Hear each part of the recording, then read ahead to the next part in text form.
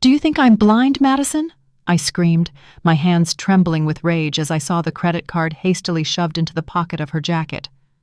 My daughter-in-law, whom I had once welcomed like my own child, now stared at me with startled eyes. In that moment, the small, quiet kitchen transformed into a battlefield, each beat of my heart like a drum urging me before a storm. I had lived 58 years of my life, widowed early, with only Andrew, my only son, left as the reason for my existence. I scrimped and saved every penny, every little bit, so that he wouldn't have to worry later on. But little did I know, the person I trusted most after Andrew was silently eroding that trust. Madison forced a strained smile, stammering, I just intended to borrow it, Mother. Please don't misunderstand." But her trembling hands and evasive eyes were enough for me to understand. This wasn't the first time. My throat tightened, filled with both pain and indignation. The bonds of family, trust, and love, all being torn apart in mere seconds. I am Carol, 58 years old, an ordinary woman living in the suburbs. People call me a resilient widow because my husband died when Andrew, my only son, was just 10 years old. From then on, my entire world revolved around him. I worked 2 jobs, selling groceries by day and sewing for hire by night to make ends meet. Every coin I saved, I kept in a metal box in the closet, both as a precaution for emergencies and for Andrew's future. Andrew is now 30 years old, kind, quiet, and has never caused me any sorrow. He once said, "I promise, I will always protect you, Mom." I will never forget those words. They were the lifeline that kept me standing strong all these years. When Andrew brought Madison home to introduce her as his girlfriend, I wept with joy. I thought, finally, my son had found happiness, a small family, so I could rest easy. Madison was beautiful, young, charming, and knew how to please. On their wedding day, I gave her the gold necklace my husband left behind, officially accepting her as my daughter. However, the happiness I thought I had found seemed to be nothing more than a charade. From the day Madison stepped into this house, everything changed subtly. Andrew became busy, rarely talking to me as he used to. Madison was sweet in front of her husband, but cold and critical whenever it was just the 2 of us. I tried to be patient, tried to believe it was just a generation gap. But then, small details, peculiar signs began to make my heart uneasy. And it was that credit card, hidden in her jacket pocket that day, that caused everything to shatter. When my husband died in a car accident in 1992, Andrew was only a 10-year-old boy. The small house, already cramped, became frighteningly empty from then on. Every night I heard Andrew sobbing softly under his blanket, calling out, "Daddy!" All I could do was hold him close, my voice choked with emotion. "You still have Mom. I will protect you in Dad's place." We lived through difficult but loving years. I vividly remember one winter morning, Andrew, small in his oversized coat, diligently studying at the kitchen table. His tiny hands holding the pen trembled with cold, but he never complained. Whenever I gave him a piece of bread, he would smile brightly. "Mom, you eat it. I'm full." In reality, I knew he was hungry, but he always wanted me to have more. Once, as I returned from work, I saw Andrew run eagerly to the gate, holding out a small coin. "I found this at school, Mom. Keep it for later." I burst into tears. A 12-year-old child, instead of thinking about toys, was worried about his mother. Throughout those lean years, Andrew never blamed me for not providing him with a better life. He knew I was both mother and father to him. He was a good student, well-behaved, and never caused trouble. I used to tell the neighbors, "My son is the only pride of my life." That's why I always believed that, in the future, he would have a good family, a loving wife. And when he introduced Madison, I thought, God have mercy on me. Finally, Andrew has found a happy harbor. I never imagined that this belief would be the beginning of a tragedy. The day Andrew brought Madison home, I truly felt relieved.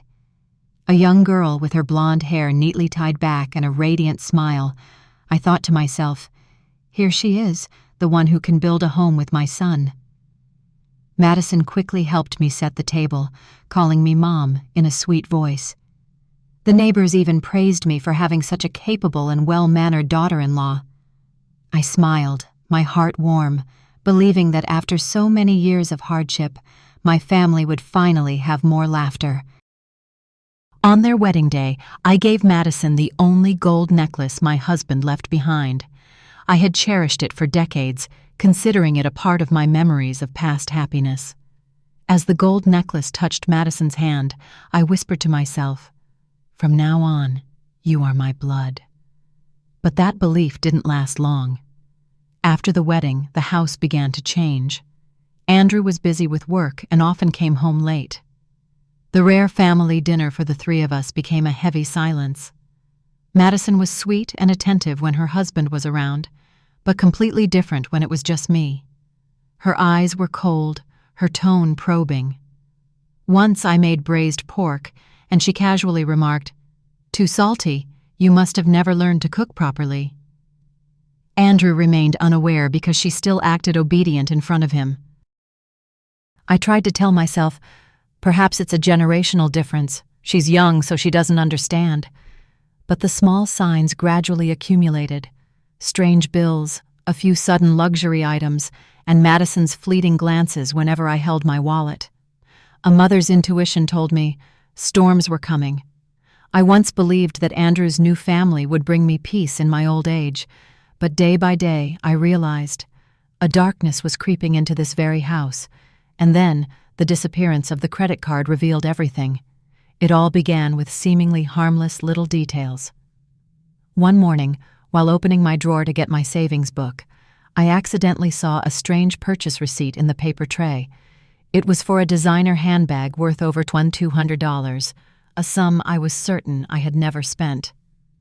My heart pounded, and sweat beaded on my palms. Who used my card? I sifted through the electronic invoices, discovering more unusual charges, high-end cosmetics, expensive shoes, even a short trip I never booked. At first, I blamed myself. Did I make a mistake?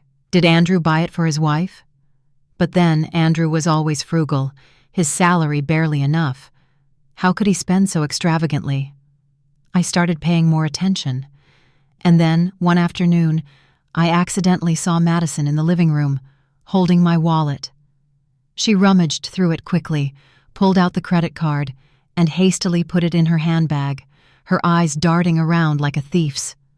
I froze, my heart sinking. Not wanting to believe my eyes, I hid behind the door, watching everything. When Andrew came home, I was about to speak, but Madison hugged her husband and whispered, "Honey, I'm so worried about Mom. She's been forgetful lately. I see her wallet is always left open." I stood behind her, petrified. She had stolen the card and fabricated a story to cover it up. Andrew looked at me bewildered. "Is that true, Mom? Did you leave your wallet open?" I choked, not knowing how to answer.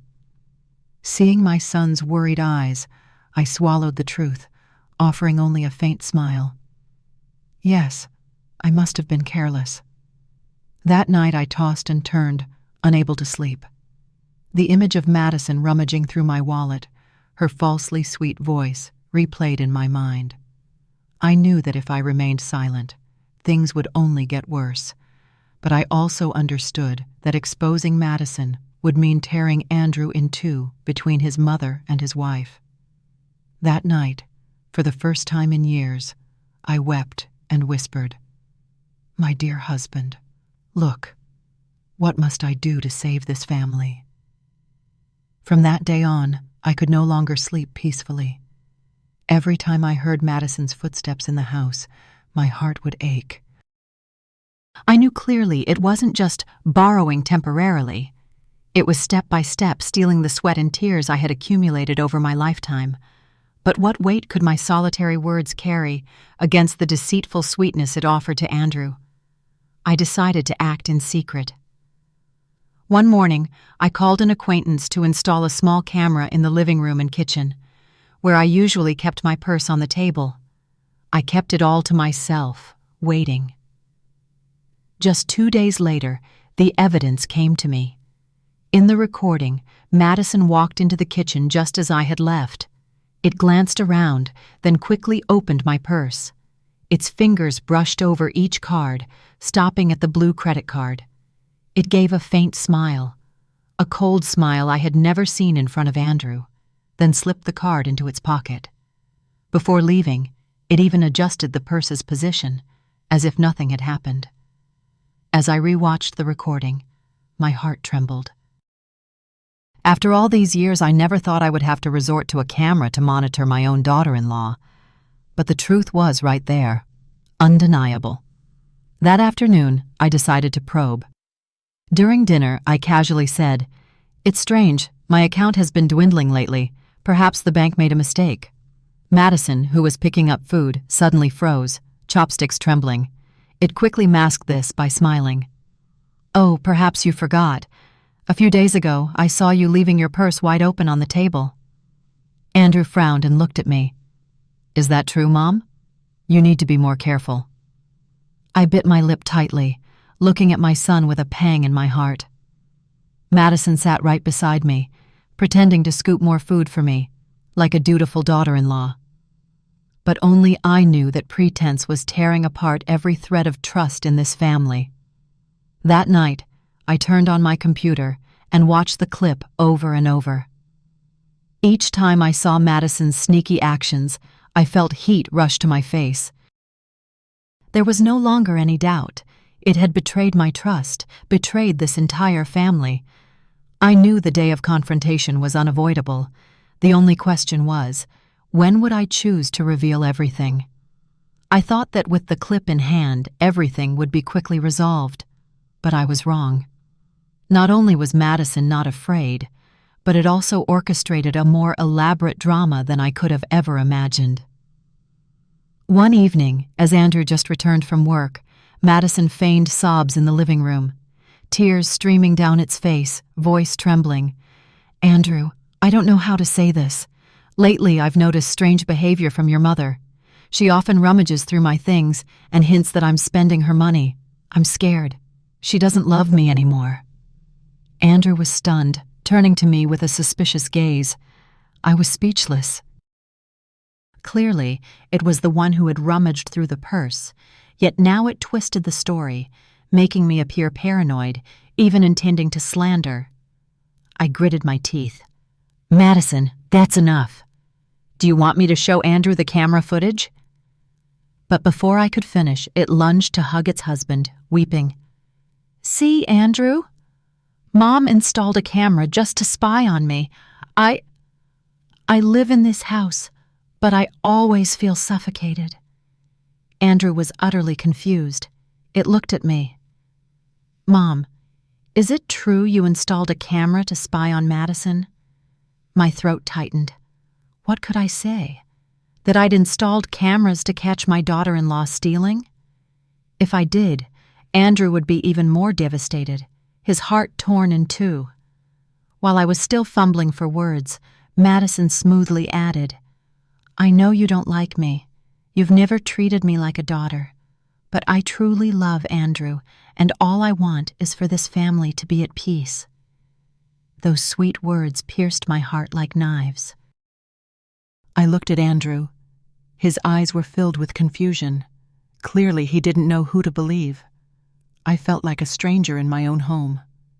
That night, I sat alone in the kitchen, the yellow light casting a pallid glow on my worn face. I understood that Madison was step by step painting me as the villain, a harsh, selfish mother-in-law who didn't know how to love. And Andrew, the son who had promised to protect me his whole life, was slowly siding with her. My heart was filled with both indignation and pain, but I also knew, the more I remained silent, the more I'd be cornered.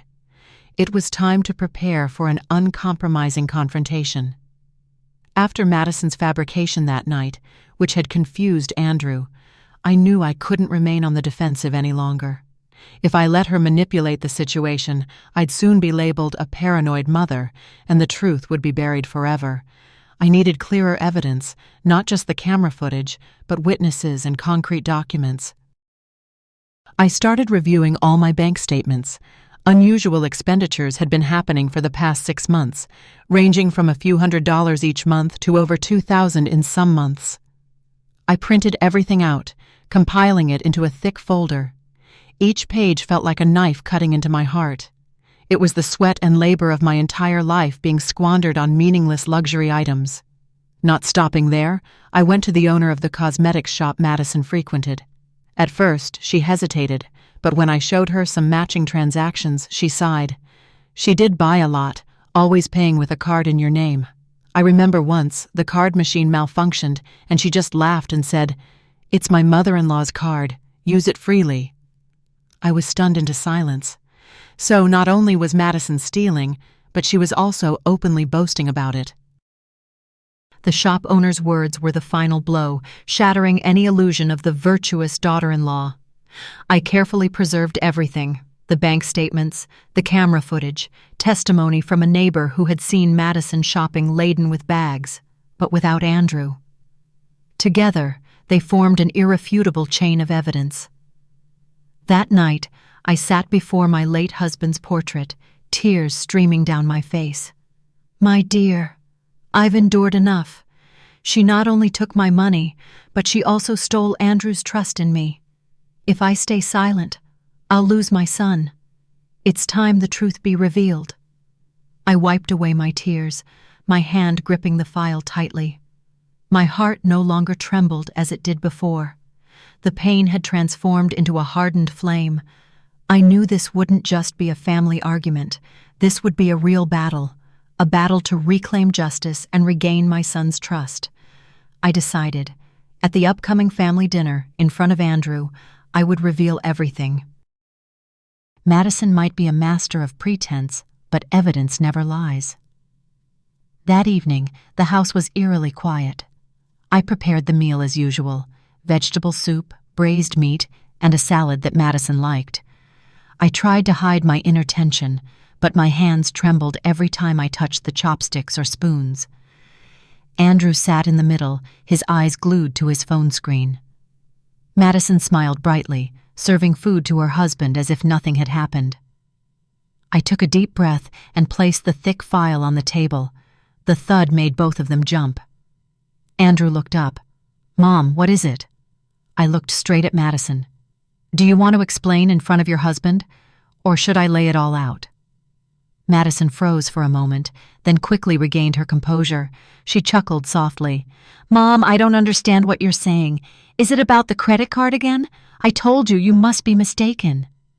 I said nothing more, just pulled out the first bank statement and placed it in front of Andrew. "Look. This is a $2,200 handbag bill. This is $800 for cosmetics. And this, an entire weekend getaway that I've never even set foot on." Andrew frowned, looking at Madison. Her face turned pale for a moment, but then she immediately burst into tears. "Honey, Mom hates me, so she made it all up. Mom even asked the neighbors, the cosmetic shop, to frame me. I just want to be a good daughter-in-law, but I'm always being scrutinized." I slammed my hand on the table, my voice a hiss. "Stop pretending, Madison. I have camera evidence, witnesses, and even the shop owner's testimony. How long do you plan to deny it?" The air was heavy, as if a stone was pressing down. Andrew stood up abruptly, his eyes looking at the two women before him, one his mother, the other his wife. He was so flustered that he stammered, I don't know who to believe." Madison immediately rushed to hug his arm, weeping dramatically. "You have to believe me. I'm your wife." "If you leave me, how can I survive?" As for me, I wasn't crying anymore. I looked straight at my son, my eyes full of resolve. "Andrew, you promised to protect me. I don't need protection. I just need you to see the truth. Don't let your heart be clouded by fake tears." That evening's dinner was ruined. No one ate another bite. But I knew this was just the beginning. Madison was cornered, and she would surely retaliate fiercely. As for me, I was prepared to face it to the end. Just a few days after that tense dinner, Madison launched her first counterattack. She no longer cried in the small kitchen, but dragged the whole story out in front of the relatives, turning me into the dictatorial mother-in-law in everyone's eyes. It was the ancestral commemoration day, and the whole clan gathered. Before I could even greet everyone, Madison spoke up, her voice choked with emotion. "Aunts, uncles, I'm truly heartbroken. I don't understand why Mom always doubts me, even installing cameras to spy on me. I'm a new daughter-in-law, still clumsy in many ways, but I've never intended to take a single penny of hers." The entire house fell silent. All eyes turned towards me. The eldest aunt frowned. "Carol, is this true? Your new daughter-in-law just arrived. Why are you so tense?" I clenched my fists, trying to remain calm. Before I could speak, Madison took out a tissue, dabbed her eyes, and continued. "I know Mom loves Andrew very much, so she worries when someone else enters their lives. But I swear, I never dared to touch my mother's money. It's just, you don't like me, so you think badly of me." Murmurs arose. Some nodded sympathetically, others looked at me with reproachful eyes. I clearly felt my image being distorted in front of all the relatives. I took a deep breath, took out the bank statement and a few photos printed from the camera. I placed them flat on the altar, where everyone could see. "This is the truth. I'm not making it up. Everyone, please look for yourselves and judge." The air seemed to freeze. A few people picked them up to look, murmuring. But Madison still wouldn't give up. It quickly cried out, "My mother-in-law made all this up. Who knows if these papers are trustworthy? Cameras can be easily edited. As a daughter-in-law, why would I steal that much money?" Its voice trembled, but its sharp eyes flickered towards me. I knew it was trying to portray itself as a victim and me as the villain. Andrew sat there, its face tense, hands clasped tightly. It remained silent, not saying a word. That silence hurt me more than any accusation. On that death anniversary, I had no mind to offer prayers. I just felt a heavy stone pressing on my heart. Madison had dragged me into a public battle in front of all the relatives, and it was not going to be simple. The rumors after the anniversary spread faster than I thought. Just a few days later, my husband's paternal family called a meeting to resolve the conflict at the eldest uncle's house. I knew very well that Madison was behind it, deliberately turning a private matter into a public one to sway public opinion to its side. The room that day was suffocating. Around the table, the relatives sat in a circle, all waiting to witness the confrontation between mother-in-law and daughter-in-law. Andrew sat in the middle, its face as tense as a drawn bowstring. Madison, however, looked like the perfect victim, red-rimmed eyes, hands trembling as it clutched a tissue. The eldest uncle spoke first. "Carol, what exactly is going on? Do you have any evidence to accuse your daughter-in-law of theft?" I quietly placed the file on the table, spread out the bank statements one by one, and then pushed the USB drive containing the recorded video towards everyone. My voice was no longer trembling but cold. "I am not making it up. Everything is here. If you wish, we can play the recording right now." Madison immediately interjected, choking back a sob. "Please don't believe these things. Cameras can be edited, and documents can be forged. As a daughter-in-law, how could I dare to touch my mother's money? It's all because you never accepted me." Murmurs arose. Some nodded, believing me, while others leaned towards Madison. Glances of reproach, doubt, and pity all fell upon me. At that moment, Andrew stood up abruptly. Its voice trembled, but was firm. "Enough. I can't take it anymore. I love my mother, but I also love my wife. I can't live like this forever." The room fell silent. I looked at my son, my heart tearing apart. Madison quickly clasped her husband's hand, sobbing, "Darling, I just want peace. If Mother doesn't trust me, let's move out on our own." Those words were like a fatal blow. I understood this was her true objective, to separate Andrew from me, to control him alone. My voice caught, and I looked directly at my son. Andrew, I'm not afraid of living alone, but you need to ask yourself, between unproven words and these documents, these videos, which will you choose to believe? Andrew stood there, his face contorted with conflict.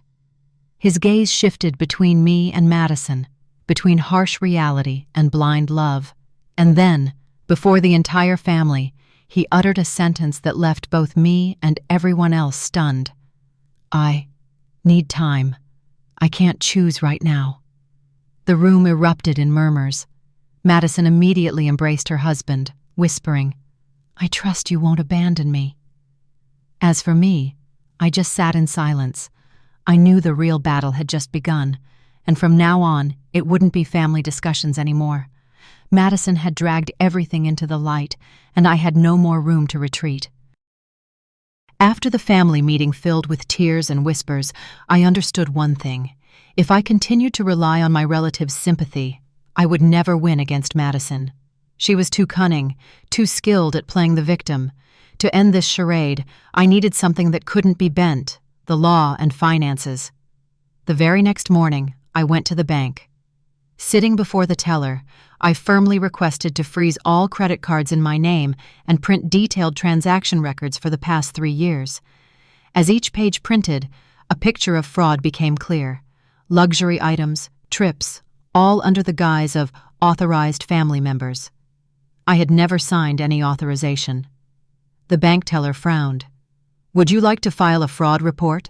If necessary, we will cooperate with the legal authorities. I nodded without hesitation. This time, I wasn't crying anymore. The pain had transformed into a cold, hard resolve.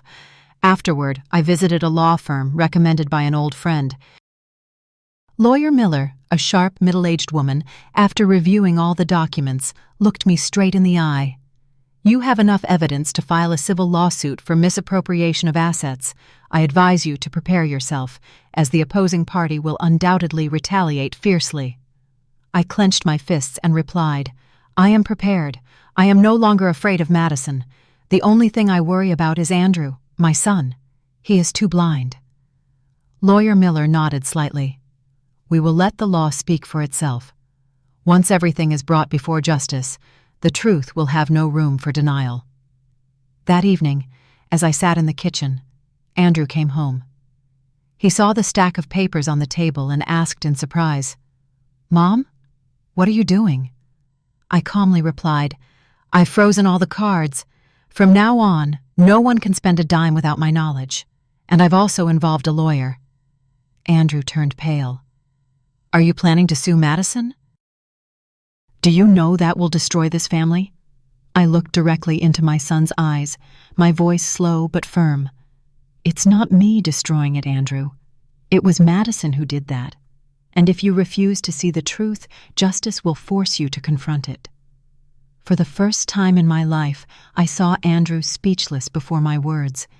He didn't retort immediately, just turned away silently, his face full of turmoil. I knew my first move had succeeded. Without giving me a chance to breathe, just 2 days after I blocked the cards and contacted the lawyer, Madison retaliated.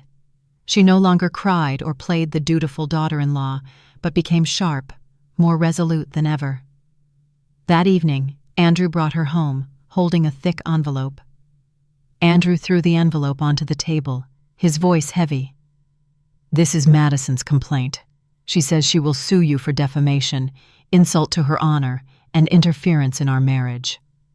I opened the envelope, revealing pages densely printed with words. Madison crossed her arms, a triumphant smile on her face. I didn't want to do this, Mother, but you pushed me too far.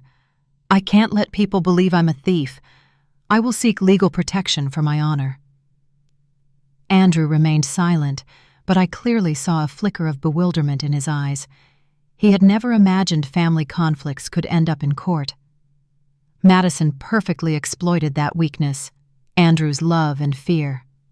I tightened my grip on the documents, calmly replying, Go ahead and sue.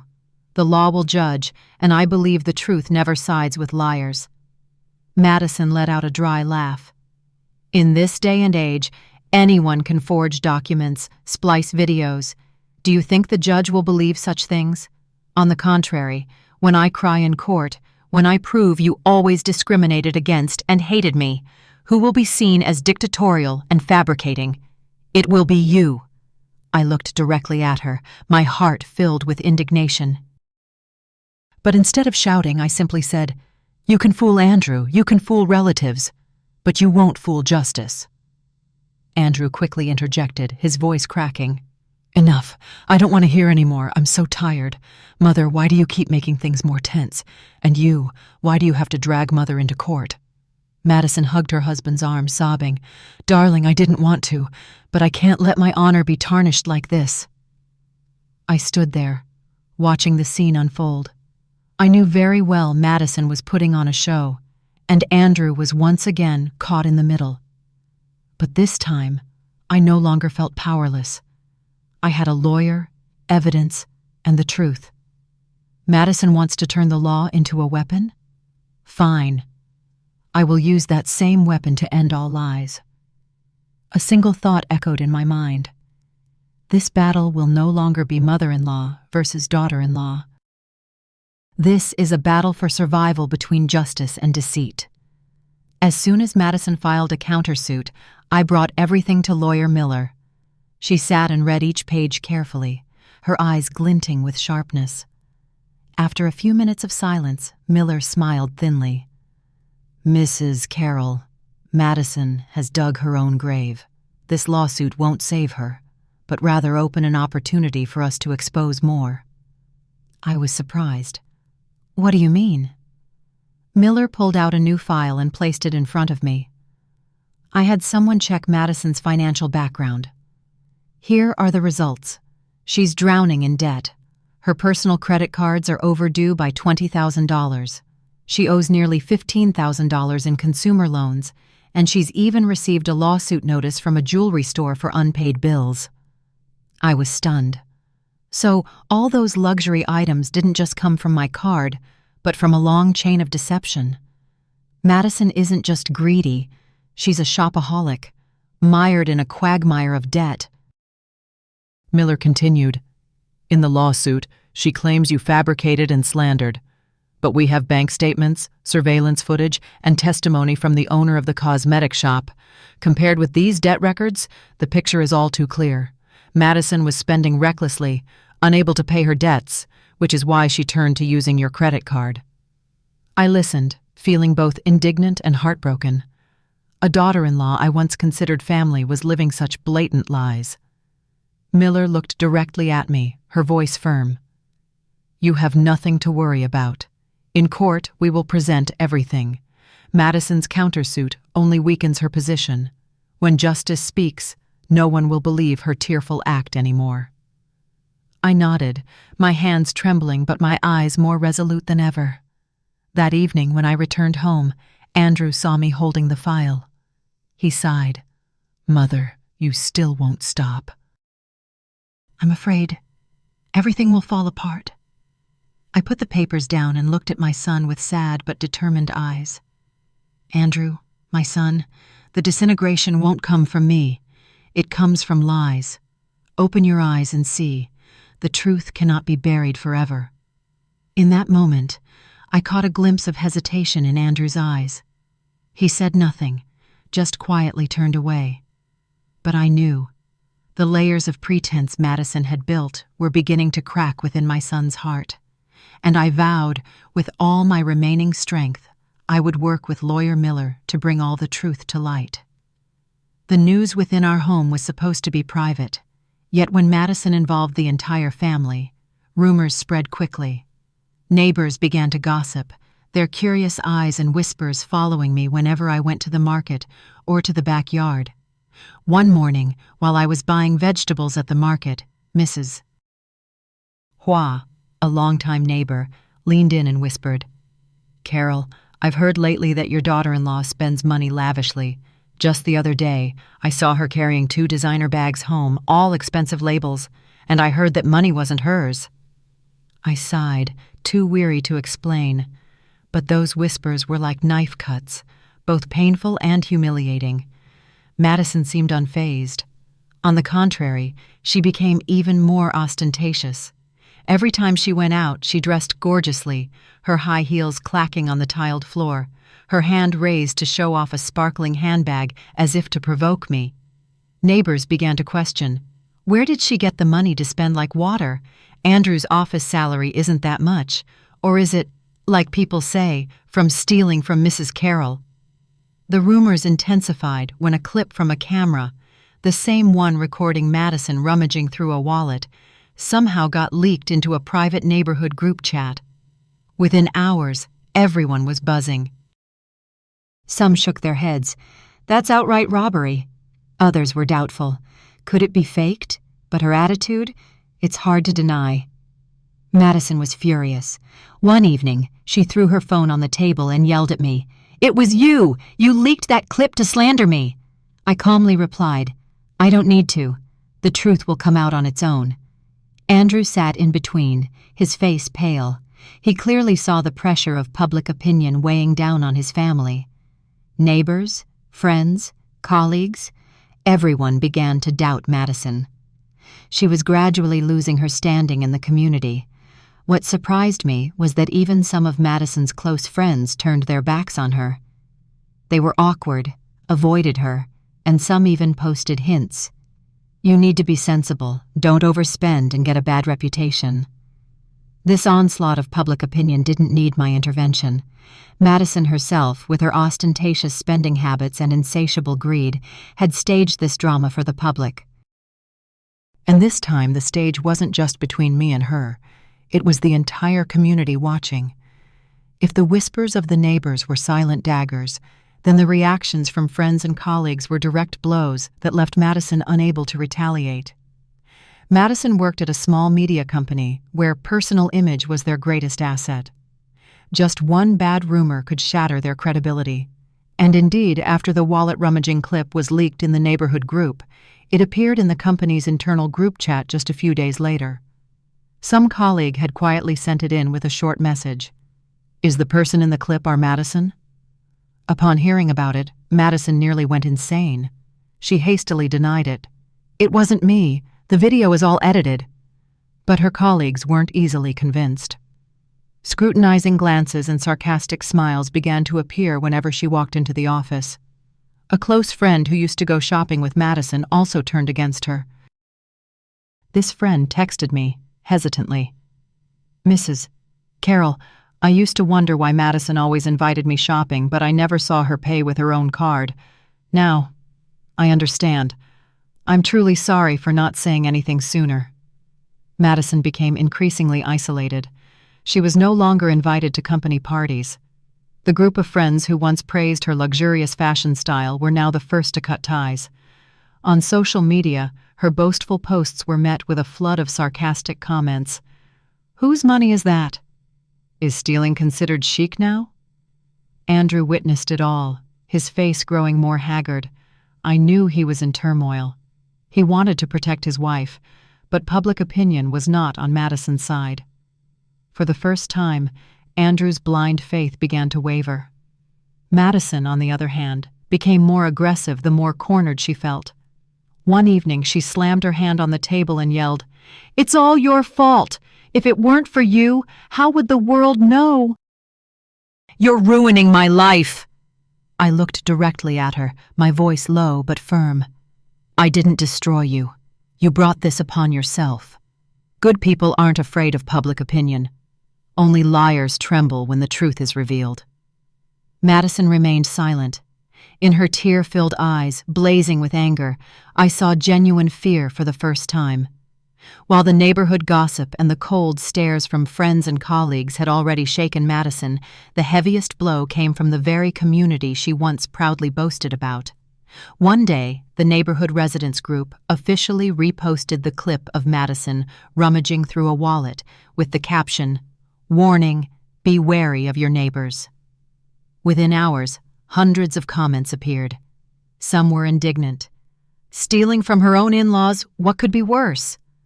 Others were sarcastic. No wonder she always had designer bags and fancy shoes. Turns out it was all her mother-in-law's money.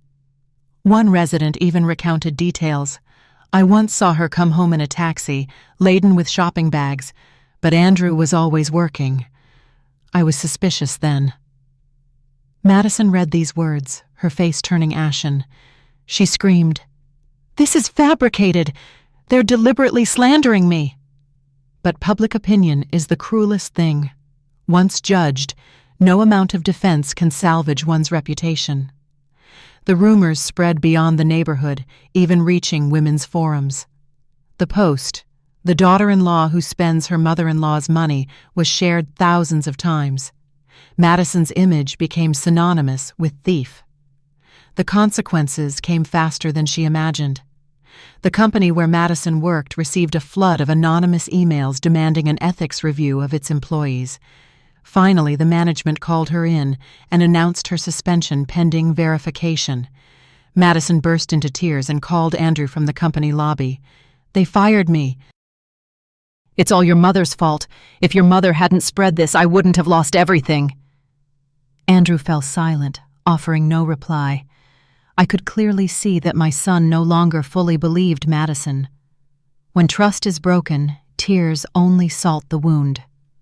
That night, Madison sat in the living room, hair disheveled, scrolling through social media on her phone. Each comment felt like an arrow. She shrieked, throwing her phone violently to the ground. "They want to kill me! They're destroying me!" I stood at the doorway, watching the scene, feeling no pity. I merely thought to myself, justice needs no weapons. Justice can come from the mouths of the masses. From that day forward, Madison officially lost her credibility within the community. No one greeted her anymore. No one praised her anymore. Every time she stepped outside, she was met with contemptuous stares. And I knew this was merely the prelude to the decisive blow in court. The day of the trial finally arrived. I walked into the courtroom, my heart pounding, but my steps steady. On the other side, Madison appeared in a black business dress, her face heavily made up, attempting to maintain a composed demeanor. But I could clearly see her eyes were red-rimmed from many sleepless nights. Andrew sat behind her, his face haggard, torn between two worlds. The judge banged his gavel. The atmosphere in the room hushed, leaving only the rustling of papers. Lawyer Miller stood up, beginning in a strong voice. "Your Honor, we have sufficient evidence to show that the defendant, Miss Madison, has repeatedly embezzled credit cards and illegally spent tens of thousands of dollars. This is a serious act of fraud and property infringement." Madison immediately stood up, her voice shrill. "That's not true. It's all a fabrication by my mother-in-law. She hated me from the start and wants to break up my marriage." The judge raised his hand, signaling for silence. "Miss Madison, you will have an opportunity to rebut, but please allow the prosecutor's lawyer to present first." Miller successively played video footage from a camera, Madison secretly opening a wallet and taking out a credit card. The entire courtroom buzzed. Madison tried to shout, "This is spliced," but her panicked eyes betrayed her.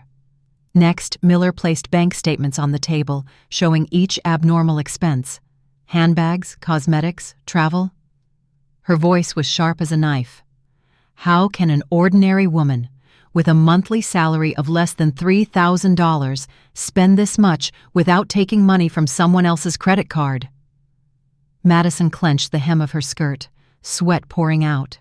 She looked down at Andrew, seeking support, but my son only bowed his head, no longer having the courage to look me in the eye.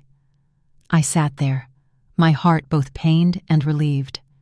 Pained because my son was still caught between two sides, but relieved because the truth was finally brought to light. When the judge declared a recess to move to the witness questioning phase, I knew this was just the beginning. Madison would struggle fiercely, but I was ready. Justice was very close. After a short break, the courtroom returned to a tense atmosphere.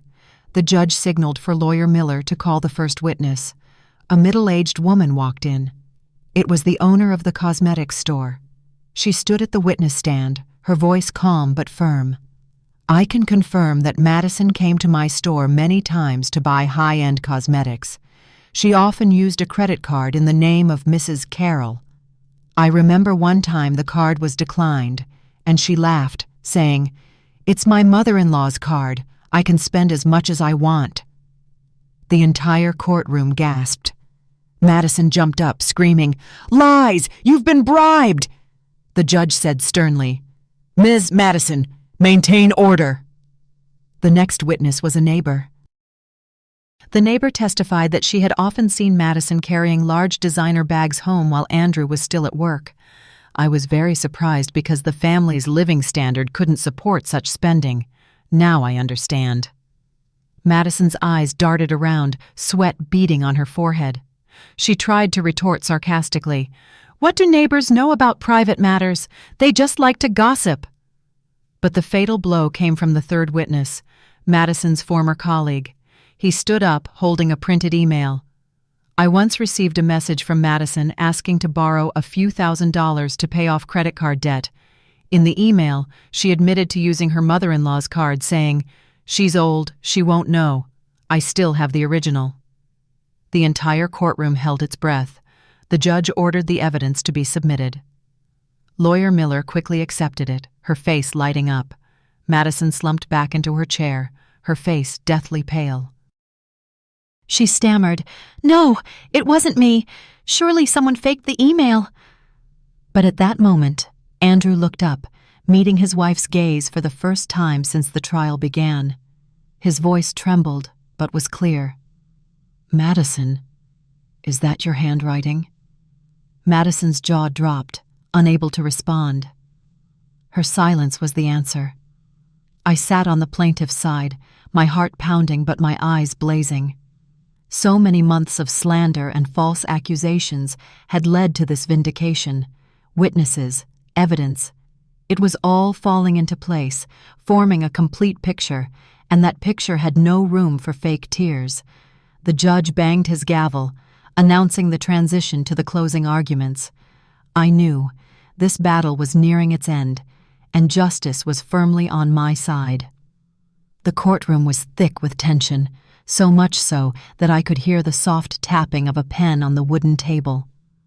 The judge adjusted his glasses, slowly looking from one side to the other.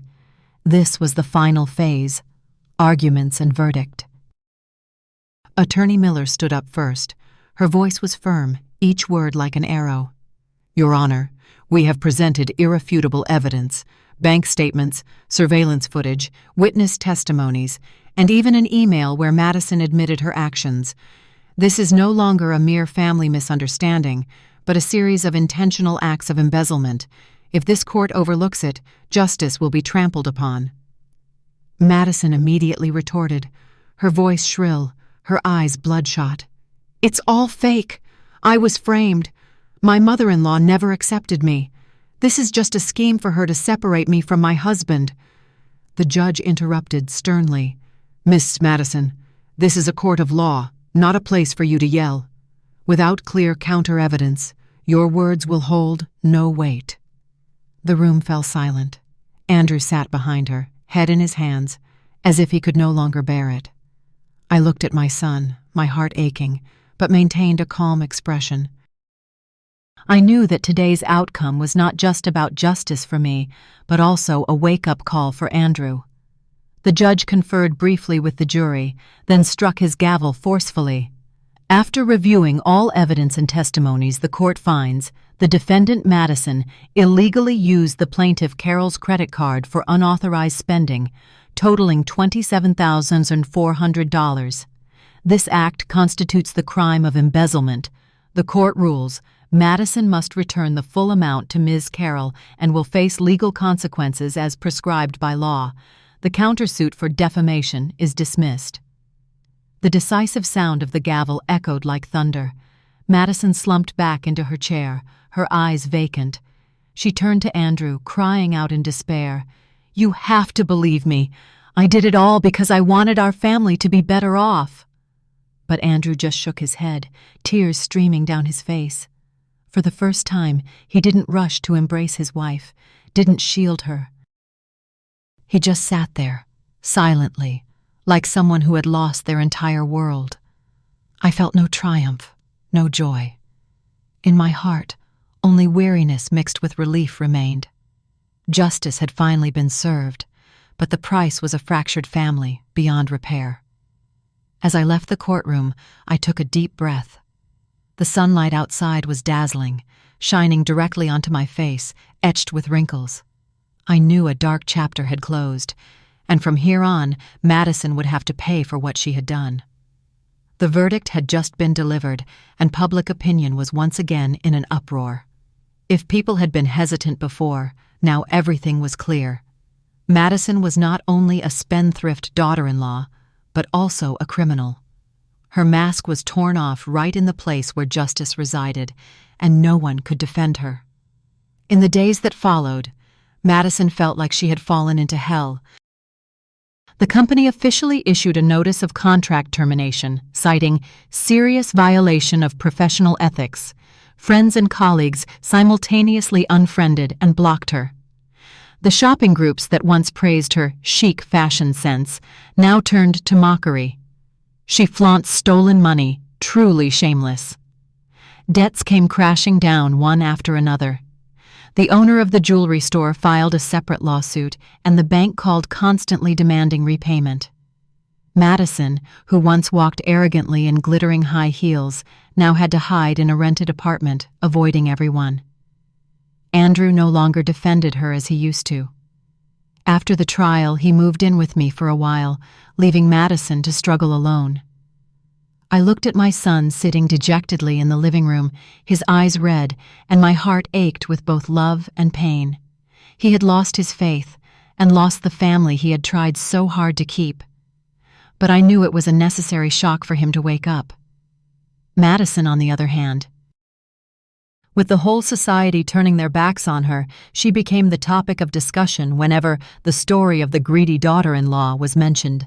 Every time she stepped outside, she was met with contemptuous stares. People who used to greet her now avoided her, and those who once admired her now openly mocked her. One evening, I heard that Madison had been evicted by her landlord for failing to pay rent. She wandered, clutching a bag of worn-out clothes, no longer having designer items to show off. That image spread throughout the neighborhood, like a living testament to the saying, "What goes around, comes around." I felt no joy, nor did I gloat. I only felt a sense of relief. Because in the end, justice came not only from the court's verdict, but also from the bitter price Madison was paying day by day. If losing her job and incurring debt were just the beginning, then losing her honor and family was the real fatal blow that truly brought Madison down. After the trial, Andrew officially filed for divorce. He could no longer tolerate the string of lies, nor did he want to drag on a rotten marriage. On the day of signing the papers, I sat in the courthouse hallway, watching my son walk out, his face gaunt but resolute. Andrew said softly, "I tried, but I can't live with someone like that anymore." Hearing this was like a lightning strike to Madison. She rushed to find Andrew, clinging to his arm and crying, "Don't leave me. I was wrong. I just wanted our family to be better off." But Andrew pushed her away, his voice cold. "It wasn't my mother who destroyed this family. It was you." Those words were like a fatal blow. From then on, Madison completely lost her last support. Her maternal family also wanted nothing to do with her. Madison's parents were ashamed and avoided their neighbors. They had hoped their daughter would marry into a wealthy family, but now they only felt utter humiliation. There were rumors that they had flatly said, "You made your bed, now lie in it. Don't drag the whole family down." Without a husband, without a family, Madison lived in squalor in a cheap rented room on the outskirts. Daily she scrambled for odd jobs to make a living, serving in eateries, cleaning offices. From someone who once wore expensive clothes, she now wore a faded uniform, bowing her head to mop floors under scornful eyes. Her honor was completely gone. Every time she applied for a new job, her application was rejected as soon as they typed her name online. Dozens of articles and comments about the daughter-in-law who stole her mother-in-law's card were still clearly visible, like a stain that could never be washed away. No company wanted to hire someone who had been sued for financial fraud. Even the designer items that were once her pride had now become a burden. Madison had to sell off her handbags, shoes, and jewelry at rock-bottom prices just to afford daily meals. But even after selling everything, her debts continued to pile up. Creditors called, texted, and threatened her. She lived in constant fear, startled awake every night by the sound of knocking. One day, I happened to see Madison on the street. Her hair messy, her face gaunt, clutching a plastic bag with some cheap groceries. She walked past me, her eyes empty, devoid of the pride she once had. I stood frozen, feeling neither happy nor sad, only a clear realization. Karma sometimes arrives faster than one expects. Madison had lost everything. Her reputation, love, family, career. All had turned to ashes, leaving behind a wandering shadow in society, with nowhere to turn. And that was just the beginning of her misery. Ever since Andrew left, Madison had been free-falling into a bottomless abyss. The people who once cheered her on, who stood by her side at lavish parties, had all vanished. Her phone became cold. No more dating messages, no more invitations to hang out.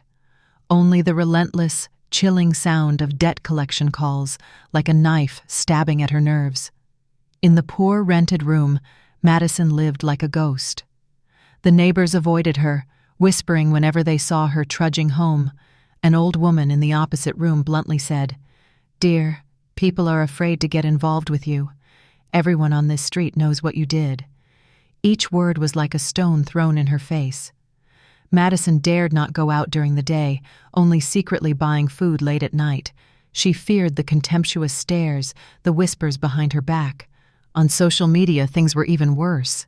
Madison's old posts boasting about designer bags and luxury cars had now become a joke.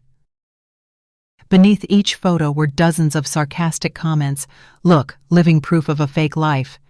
She steals and still dares to show off. How brazen." Unable to bear it, Madison deleted all her accounts but still couldn't escape the rejection in real life. Doors of opportunity slammed shut in her face.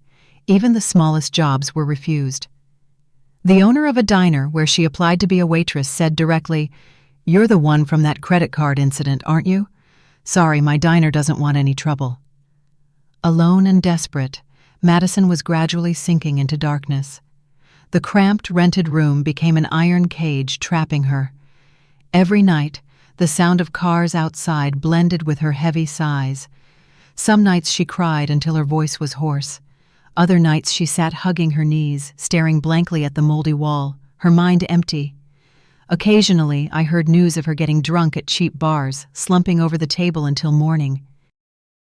Once, the police even called Andrew because Madison had caused a disturbance in public.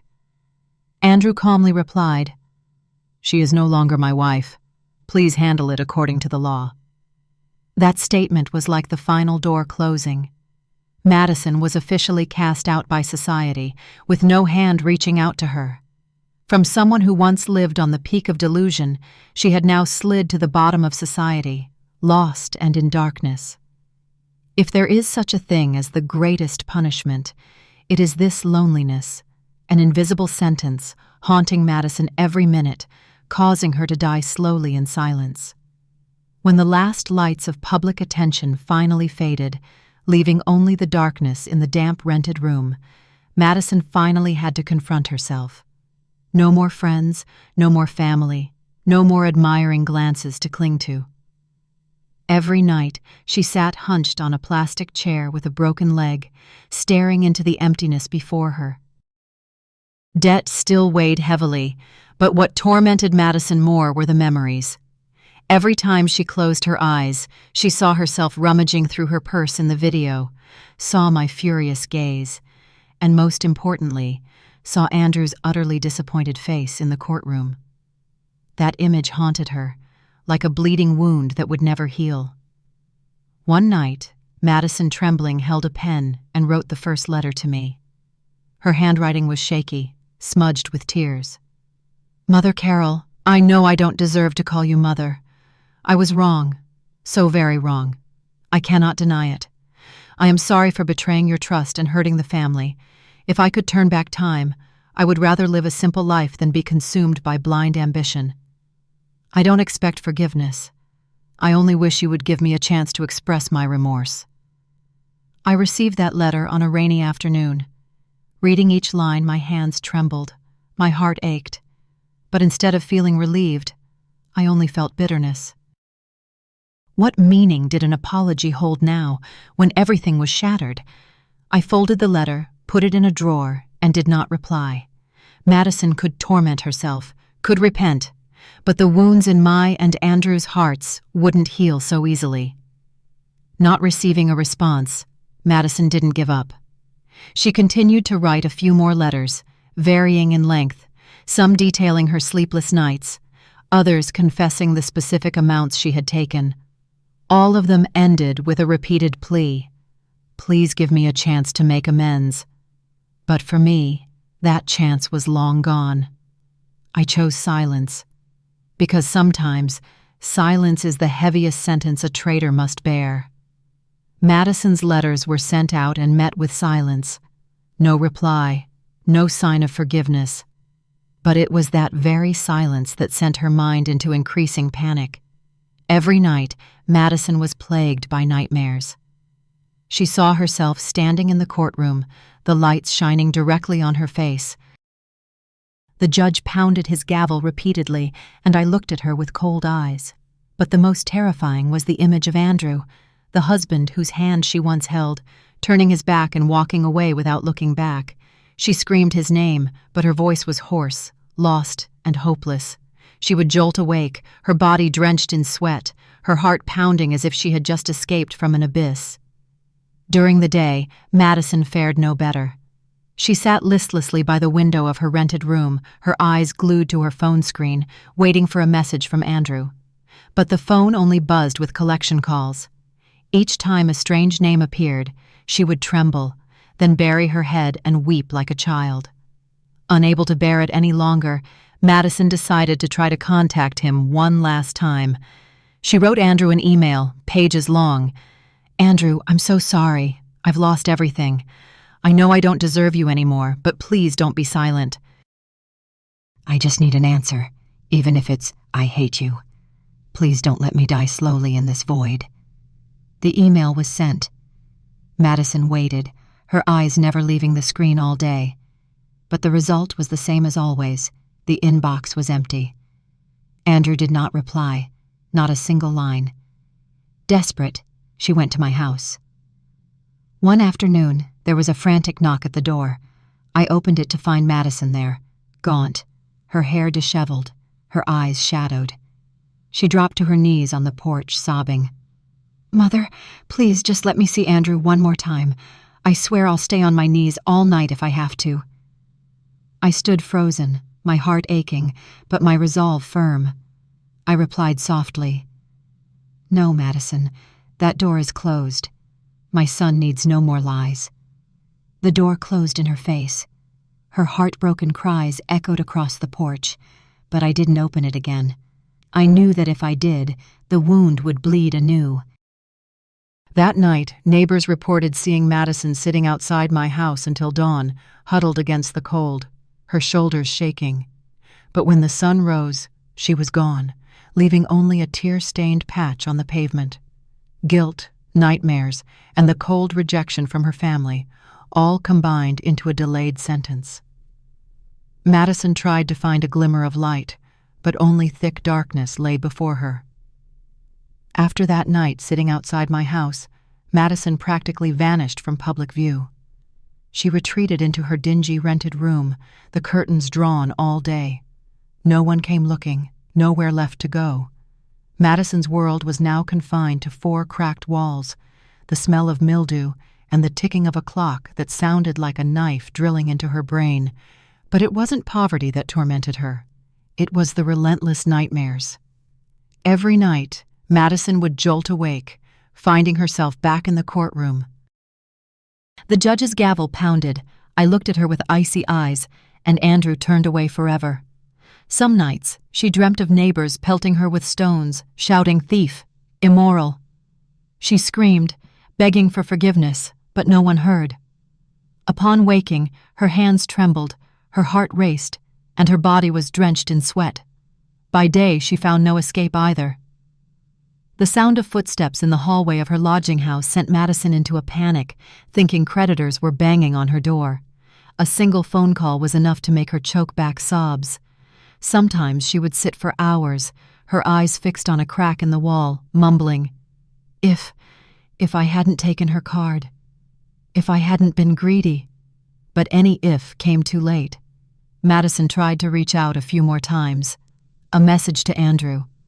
Just one word. Even of hatred, I need to hear it. But the inbox was empty. Another letter sent to my house also received no reply. The door to forgiveness had slammed shut, and silence became an invisible sentence, heavier than any scolding. In her despair, Madison began to torment herself. She stopped eating and drinking, becoming a skeletal figure. Her face, once adorned with makeup, was now hollowed, her eyes sunken, her hair unkempt. Looking in the mirror, she no longer recognized the woman who had once proudly flaunted her dresses. Once, neighbors heard her crying out from her room, "Forgive me, I was wrong, I don't want to live like this anymore." But no one answered, and that was the most terrifying thing, the cold silence of the entire world. Madison once thought that an apology, a few tears, would make everything right again. But in the end, she was left alone, consumed by nightmares and memories. She didn't die, but her life was no different from a breathing corpse. That belated remorse became an invisible prison, trapping Madison for the rest of her days. After all, my small house returned to its usual quiet. No more arguments, no more suffocatingly heavy meals. It was just Andrew and I, sitting across from each other at the simple dining table with bowls of vegetable soup and plates of braised meat, just like before. At first, that silence made me feel empty. For years, I was accustomed to living amidst undercurrents, constantly on guard with Madison's every move, every glance. Now that the storm had passed, I felt an emptiness within me. But then, peace gradually seeped in, like warm sunlight dispelling a thick mist. Andrew had changed a lot after the ordeal. He was no longer the naive boy who blindly trusted everyone.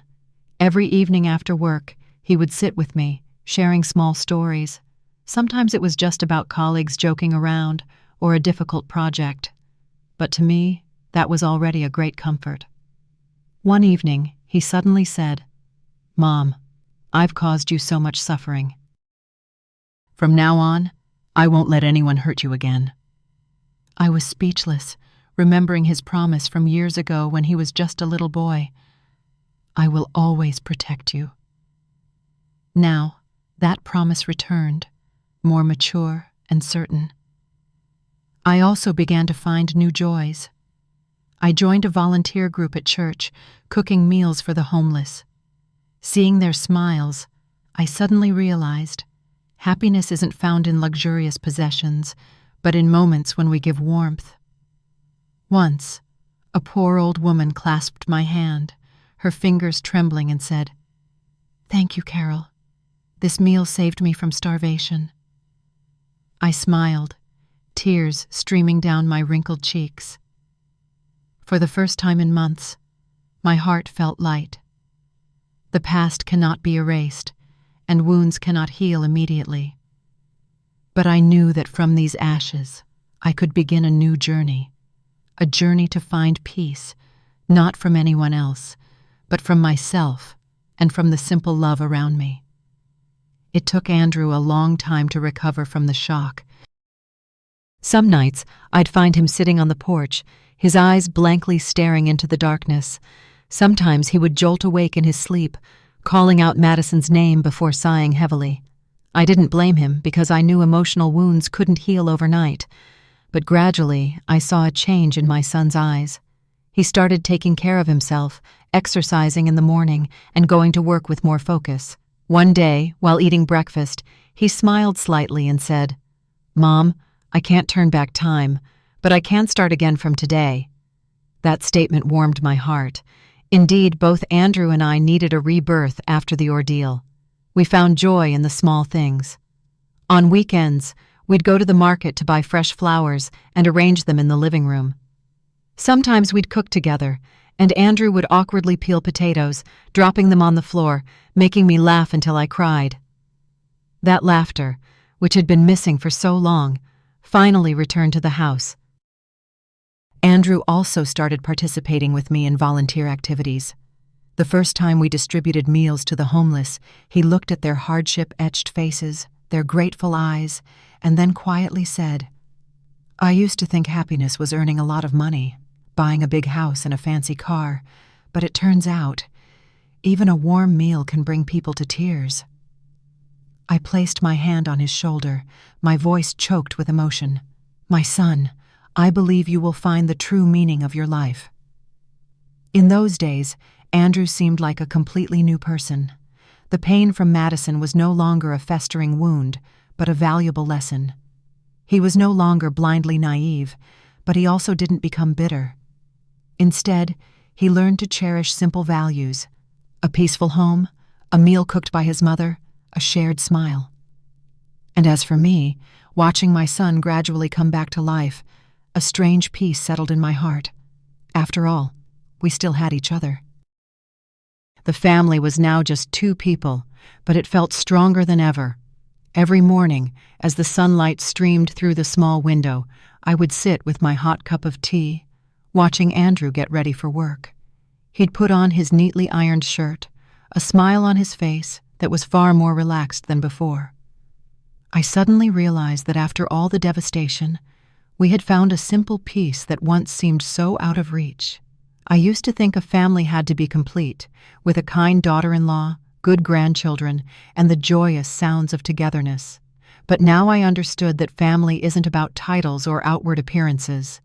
Family is about respecting and loving each other, about no one taking advantage of or betraying the other. Once, during a volunteer event at the church, the priest asked me, "Mrs. Carroll, after all the storms you've weathered, what gave you the strength to stand up again?" I smiled, looked at Andrew, and replied, "Family love." A true family isn't defined by blood, but by respect and love. As long as there's one person willing to hold your hand and walk with you, you still have a home. Andrew quietly squeezed my hand as he heard my words. In his eyes, I saw a determined light, the light of a man who had been lost but had now found his way. Now I no longer wished for anything grand. My happiness lies in afternoons spent walking with my son in the park, in the smiles we share while cooking a meal together, and in the moments I see someone's eyes well up with tears of gratitude upon receiving a meal from our charity. Madison was gone, leaving behind wounds that could never be erased. But from those ashes, Andrew and I learned an invaluable lesson. True freedom comes not from money or possessions, but from a soul liberated from deceit and betrayal. If you are reading this story, remember one thing: never let greed and dishonesty shatter your family. Love and cherish each other, because a family, even if it's just two people, can be the most peaceful place on earth.